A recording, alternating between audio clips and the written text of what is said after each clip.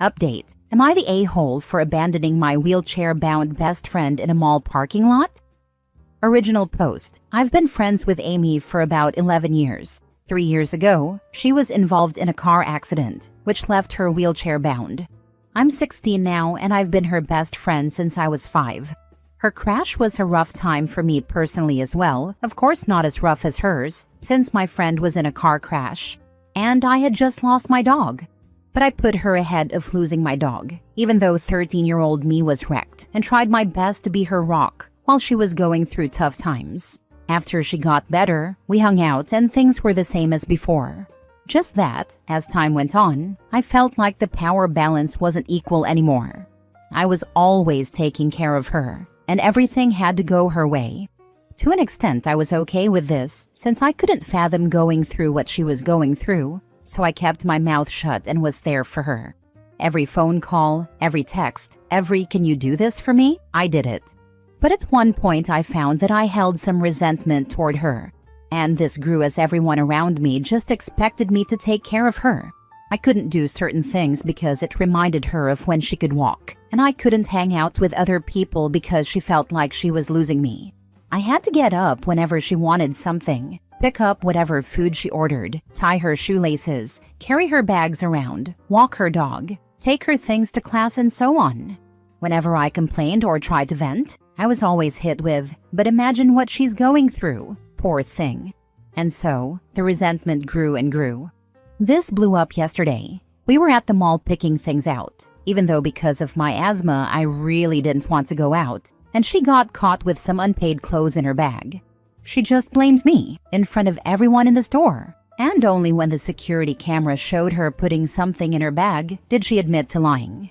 I was furious, and after I called a car for her, I told her, "Stay away from me and find someone else to take care of your lazy butt, since I'm not your freaking mom," and left her in the surprisingly well-lit parking lot. Her mother, who was absent through a lot of this time due to God knows what, phoned my mother, saying I broke her daughter's heart and abandoned her in a parking lot. And everyone, except for my dad, is telling me that I crossed a line and put her in danger, and to put myself in her shoes. Everyone is telling me that I'm not a true friend and that I'm selfish. It's kind of getting in my head, and I don't know if I'm as right as I thought I was. Sorry about how long this is. This was about 2.5 years worth of venting. But am I the a-hole? Now for the top comments before reading the update. Not the a-hole. Apart from the justifiable resentment, she committed a crime and tried to blame it on you.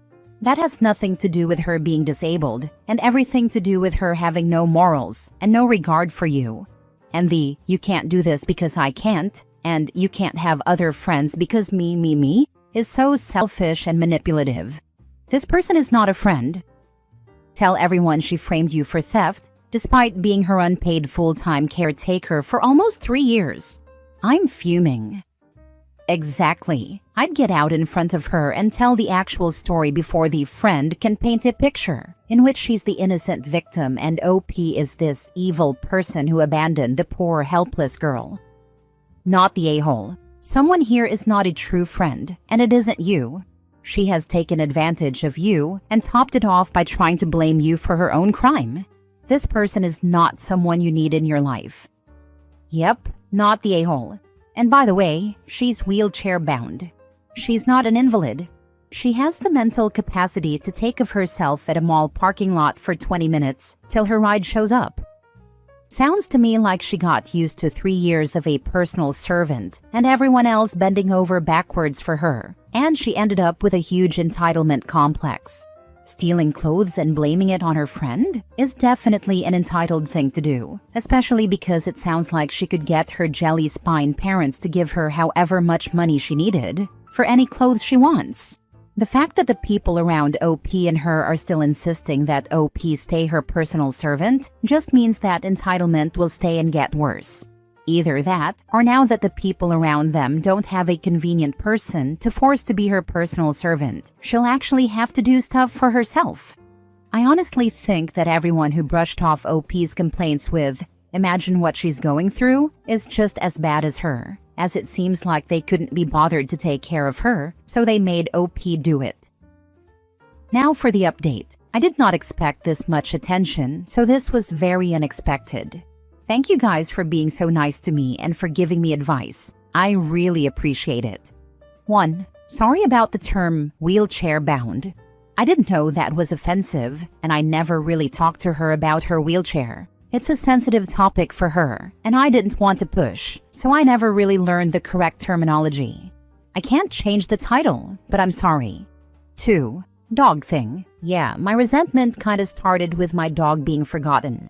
While it is nothing compared to what she went through, I really like the dog, and I had to bury him myself, which started my unjustified and immature resentment. I was mad no one even talked about the dog. Totally petty, but honestly, that started it. 3. I never really resolved my resentment, which is my bad, because in the place I live, it's horrible for people with disabilities. As I accompanied her in her life, it gave me some insight into how hard life was for people who couldn't walk. And so my resentment would be suppressed with this feeling of gratefulness for my ableness. 4. I left her at the exit of the parking lot, and there were glass doors to the outside. She had her phone, which she could use to call her mother. Don't know if she did though. And there was security within yelling reach. She could move around. Still, it wasn't great leaving her like that. It wasn't cool, and I could have hurt her. Also, for those wondering, the car was the car we took to get to the mall, so we knew the driver and it fit her wheelchair. So what I did, I told my parents the full story. My mother was fuming when she called Amy's parents, and they said they would talk to her. I also called everyone who was against me, so I could tell them the full story without having to be mean or unnecessarily public. Most of them quickly gave me the "not the a-hole." I called her too, and told her that leaving her in the parking lot was wrong, but I wouldn't apologize for it, as I could not forgive her for what she did. I told her to take care of herself from now on, and that I wouldn't be her friend anymore. My dad got me a new dog, and my parents hosted a real burial for my last dog, just the 3 of us, but it helped me a lot. My dad told me he was proud of me for what I did, and talked to me about boundaries and how important they are. In all honesty, I'm sort of glad this happened, so I wouldn't have stayed friends with her any longer. I learned a lot about boundaries, toxic friendships, and how to talk about my emotions. Thank you guys for being so supportive. I really didn't expect this many people to read this, but thank you. I'm not friends with her anymore, but I've got my dog, so it's fine. Next story. Am I the a-hole for taking an Uber home instead of sitting on a man's lap? So my best friend, Sarah female 22, recently got a new boyfriend, James male 23, and she is over the moon about him. Sarah is one of the very few people I hang out with. She recently met James' friend group, a group of guys, and they invited her to go on a beach trip with them.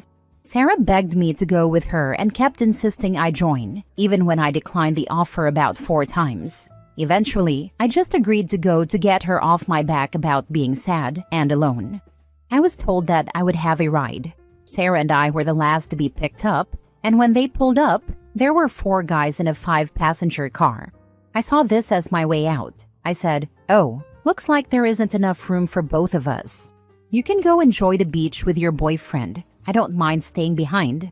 Sarah told me that it wasn't a big deal if she had to sit on James's lap to make it work. Immediately, I felt on edge. Turns out, James was the one driving and said he wouldn't trust anyone else to drive his car. He told me that I would be the one sitting on someone's lap because there's no way he would let Sarah do that. I didn't know these guys at all.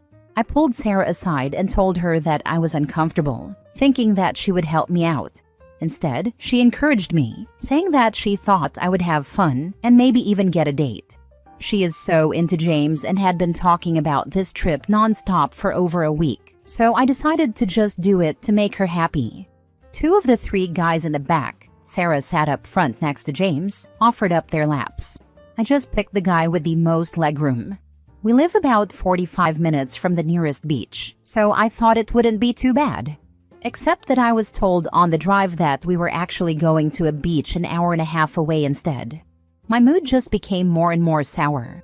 I never once relaxed and eventually found myself quietly fuming once my emotions set in.